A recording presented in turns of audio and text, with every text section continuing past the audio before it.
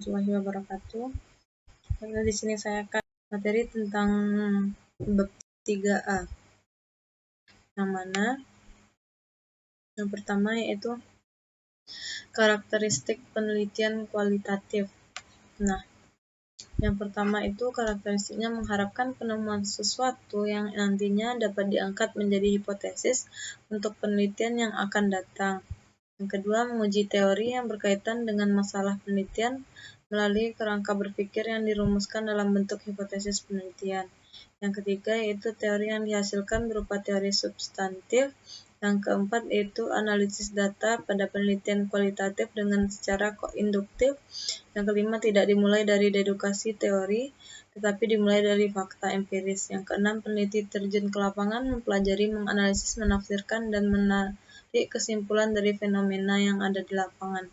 Yang ketujuh yaitu diputuskan pada saat pelaksanaan sesuai dengan langkah-langkah yang akan dilalui oleh peneliti. Yang kedelapan yaitu prosedur dan langkah direncanakan terlebih dahulu, tidak detail dan tidak kaku. Yang kesembilan yaitu peneliti dapat mengubah dan menyesuaikan rencananya apabila kondisi dan situasi mengizinkan. Selanjutnya itu karakteristik dari berbagai jenis penelitian, yaitu karakteristik penelitian kuantitatif. Memandang tingkah laku manusia dapat dibayangkan dan dapat diukur. Penggunaan penelitian kuantitatif dengan instrumen yang valid dan reliable, serta analisis statistik yang sesuai dan menyebabkan hasil penelitian yang dicapai tidak menyimpang dari kondisi yang sesungguhnya. Selanjutnya dilakukan dengan rancangan yang terstruktur, formal, dan spesifik, serta mempunyai rancangan operasional yang mendetail, serta data yang dikumpulkan bersifat kuantitatif atau dapat dikuantitatifkan dengan menghitung atau mengukur.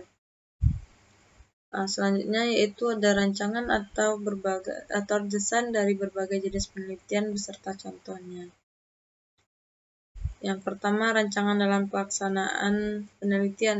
Yang pertama, desain sampel. Yang kedua, desain alat. Yang ketiga, desain analisa.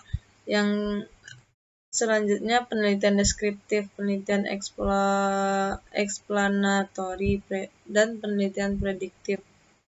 Untuk rancangan penelitian, yang pertama itu tujuan penelitian, yang kedua jenis penelitian, yang ketiga unit analisis, yang keempat rentang waktu, yang kelima instrumen pencarian data, yang keenam tempat penelitian, yang ketujuh teknik pengumpulan sampel, yang kedelapan teknik pengumpulan data, yang kesembilan definisi operasional, yang kesepuluh teknik analisis, yang ke-11 pengukuran. Nah, komponen rancangan penelitian yang pertama itu halaman judul, yang kedua pengantar, yang ketiga pendahuluan, yang keempat kajian pustaka, yang kelima metodologi, yang keenam jadwal penelitian, yang ketujuh rancangan anggaran estimasi biaya. Contoh rancangan penelitian itu penelitian deskriptif, misalnya sebuah sekolah yang hendak mengevaluasi sikap guru tentang pemakaian teknologi di kelas dengan mengerjakan survei dan meneliti kenyamanan mereka memakai teknologi melewati metode observasi. Nah, penelitian eksperimental, peneliti hendak mengetahui efektivitas pemakaian itu di ruang publik untuk meminimalisir konsumsi rokok rokok warga di ruang politik.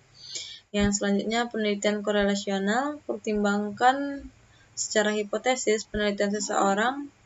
Peneliti sedang mempelajari korelasi antar kanker dan perikanan.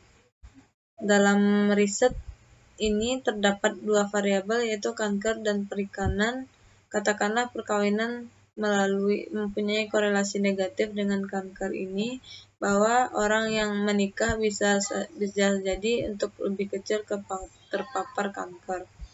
Nah, penelitian diagnosis, misalnya penelitian kumpulan yang berfokus pada pengembangan dan penyelidikan metode guna mengevaluasi tes medis dan perawatan kesalahan termasuk riset primer dan sekunder.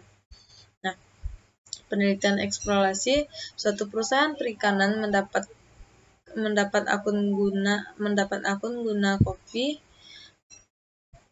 baru yang berisi Kikori. Perusahaan mengawali proses intens investigasi dengan riset eksplorasi guna mengidentifikasi situasi. Selanjutnya yaitu ada populasi responden penelitian. Populasi responden penelitian dalam hal responded book, subjek penelitian adalah keseluruhan responden penelitian dari suatu penelitian. Setiap responden penelitian otomatis menjadi anggota populasi responden penelitian.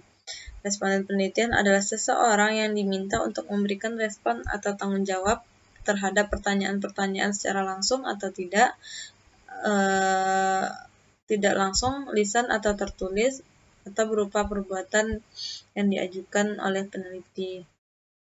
Contohnya, mengetes hasil belajar siswa sejak kelas pertama sampai terakhir suatu jenjang pendidikan seperti SD, SMP, dan SMA lewat UNAS atau UN. Pertama, dari seluruh mata pelajaran yang harus dikuasai murid, hanya beberapa mata pelajaran yang harus diteskan atau sampel mata pelajaran. Selanjutnya ada teknik pengambilan sampel. Sampel adalah sebagian atau sebagai wakil populasi yang diteliti. Titik pengambilan sampel adalah teknik memilih anggota individu atau bagian dari populasi untuk membuat kesimpulan statistik dari populasi tersebut dan memperkirakan karakteristik seluruh populasi. Probability sampling.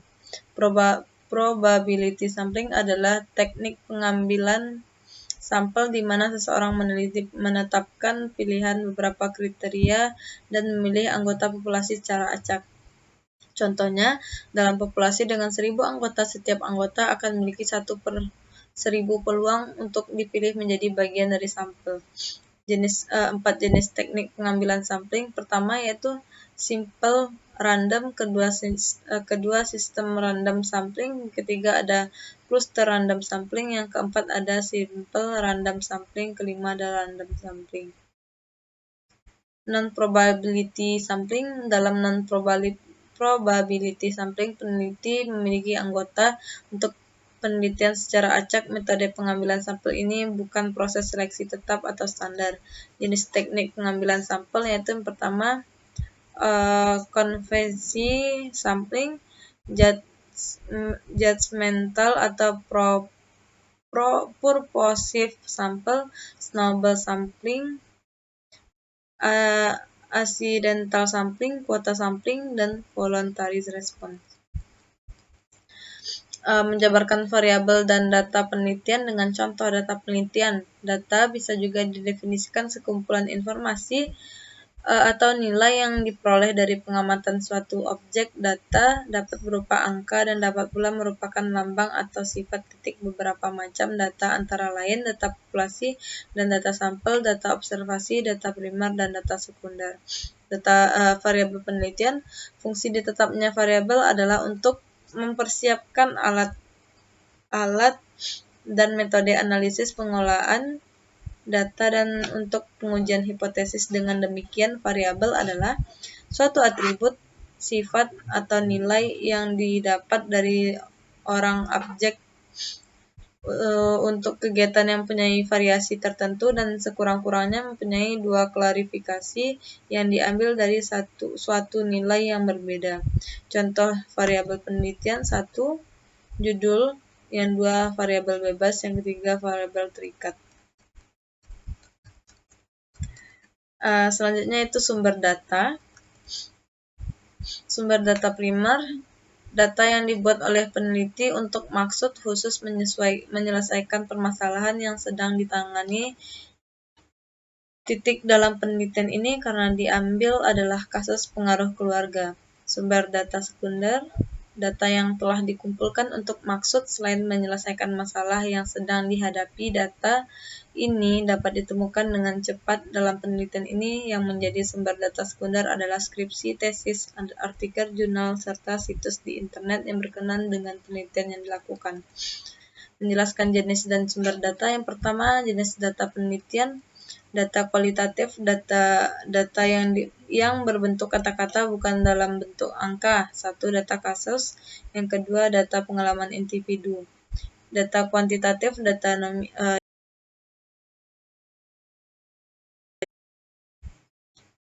Yang pertama data nominal, yang kedua data discrete, yang ketiga data kontinum, yang keempat data primer, yang kelima data sekunder. Nah, selanjutnya yaitu pengertian instrumen penelitian. Nah, instrumen penelitian adalah pedoman tertulis tentang wawancara atau pengamatan atau daftar pernyataan yang dipersiapkan untuk mendapatkan informasi dari responden. Instrumen itu disebut pedoman pengamatan dan atau pedoman wawancara atau kuesioner atau pedoman dokumenter. Sesuai dengan metode yang dipergunakan, instrumen penelitian merupakan alat bantu yang dipilih dan digunakan oleh peneliti dalam kegiatannya mengumpulkan data agar kegiatan tersebut menjadi sistematis dan terencana dengan baik. Fungsi instrumen penelitian yang pertama sebagai pencatat informasi yang disampaikan oleh responden. Yang kedua yaitu sebagai alat untuk mengorganisasi proses wawancara. Yang ketiga yaitu sebagai alat evaluasi performa sebagai staf peneliti. Nah, selanjutnya bentuk-bentuk instrumen penelitian. Yang pertama halaman judul, yang kedua halaman pengantar, yang ketiga halaman isi. Contoh instrumen penelitian: setiap kali mengikuti perkuliahan metodologi penelitian, berapa lamakah kita merasakan waktu yang satu kali tatap muka itu pada umumnya. Nah, itulah pengertian dari pengertian fungsi dan bentuk instrumen penelitian beserta contohnya. Baik, itu penjelasan tentang bab 3A. Sekian, terima kasih. Assalamualaikum warahmatullahi wabarakatuh.